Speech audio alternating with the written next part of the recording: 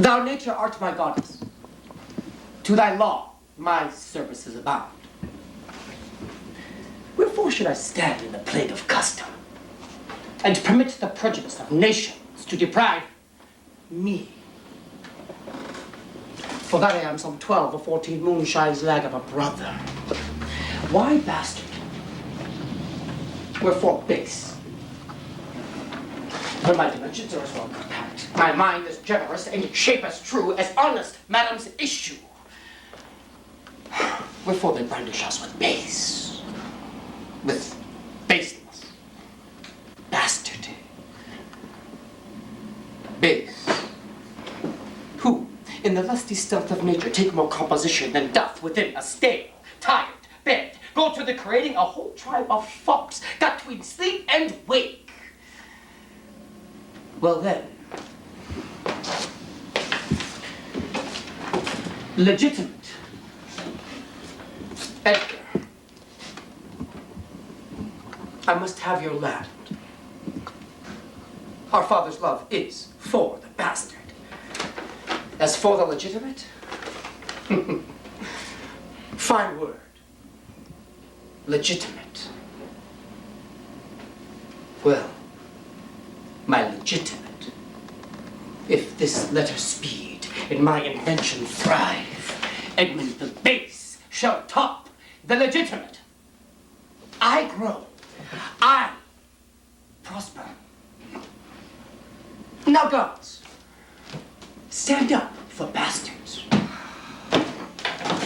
Kent banished thus, and France in choler parted, and the king gone tonight, subscribed his power, confined to exhibition, all this done upon the gad. Edmund, how now? What news?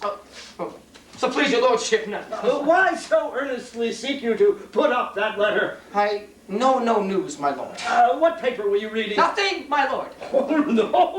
What needed then that terrible dispatch of it into your pocket? The quality of nothing hath not such need to hide itself. Let's see. Come, if it be nothing, I shall not need spectacles. I beseech you, sir. Pardon me. It is a letter from my brother that I have not all o'erread, and for so much as I have perused, I find it not fit for your o'erlooking. Give me the letter, sir. I shall offend. Either to detain or to give it. The contents as in part. I understand them or delay. Let's see. I hope for my brother's justification. He wrote this but as an essay or taste of my virtue.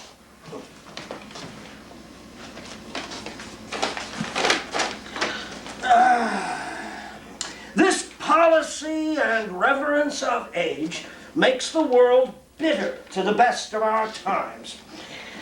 Keeps our fortunes from us till our oldness cannot relish them. I begin to find an idle and fond bondage in the oppression of aged tyranny, who sways not as it hath power, but as it is suffered. Come to me, that of this I may speak more. If our father would sleep till I waked him, you should enjoy half his revenues forever, and live the beloved of your brother, Edgar.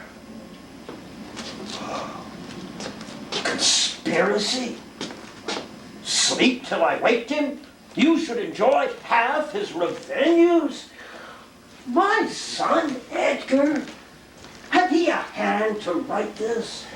A heart and brain to breathe it in? When came this to you? Who brought it? It was not brought me, my lord.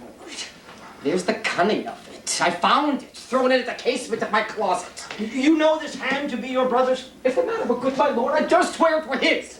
But in respect of that, I would fain think it were not. It is his. It is his hand, my lord. But I know his heart is not in the contents. Hath he never heretofore sounded you in this matter? Never, my lord.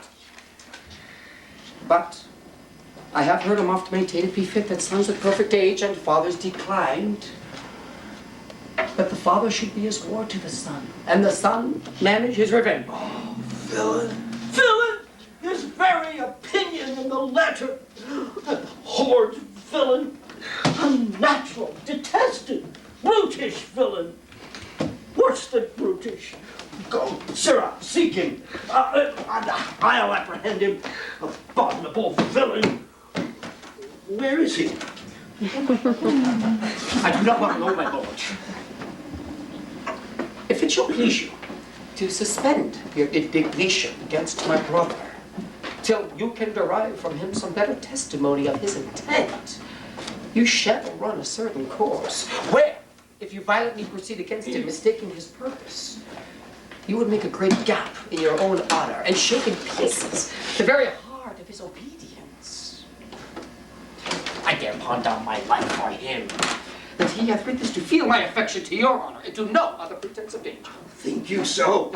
If your honor judge it meet, I will fitly bring you, well, you shall hear us confer on this, and by interregular assurance have your satisfaction, and that no later than this very evening. He cannot be such a monster. No, it's not sure. To his father, who so tenderly and entirely loves him. Heaven and earth. Edmund, seek him out. Wind me into him, I pray you. Frame the business after your own wisdom. I would unstate myself to be in a due resolution. I will seek him, sir. Presently, convey the business as I shall find means, and acquaint you with all. These late eclipses in the sun and moon portend no good to us. Though the wisdom of nature may reason it thus and thus, yet nature finds itself scourged by the sequent effects. Love cools, friendship falls off, brothers divide, in cities mutinies, in countries discord, in palaces treason, and the bond cracked twixt son and father. This villain of mine comes under the prediction, there's son against father. The king falls from bias of nature, there's father against child. We have seen the best of our time. Machinations, hollowness, treachery, and all ruinous disorders follow us disquietly to our graves. Find out this villain, Edmund. It shall lose thee nothing. Do it carefully. And the noble and true-hearted Kent banished. His offense, honesty. 'Tis strange.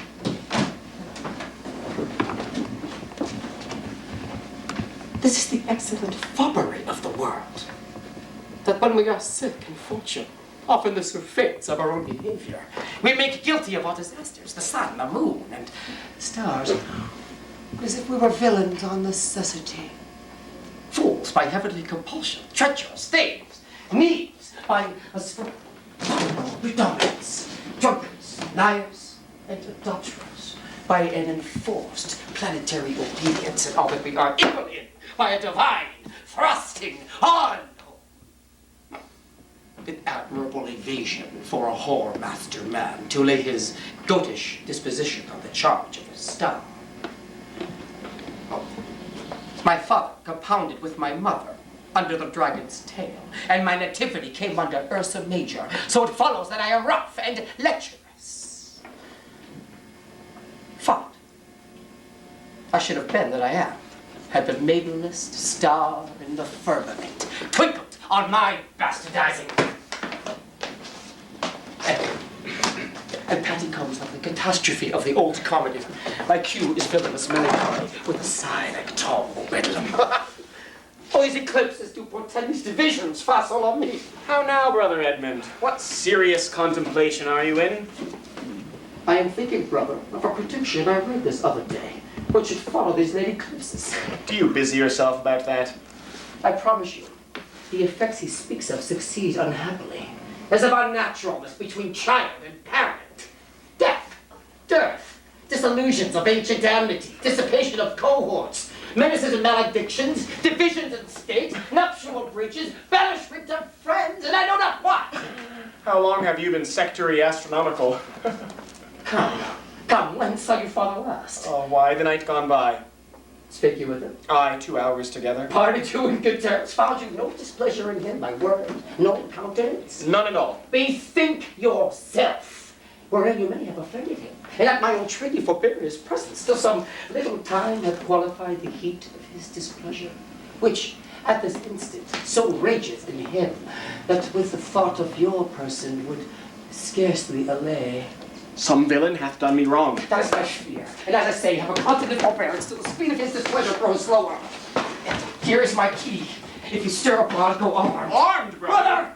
I have told you what I have seen and heard, but faintly nothing like the image and horror of it. Go armed! I have told you what I have seen. Pray you, away! Shall I hear from you anon? I do serve you in this business.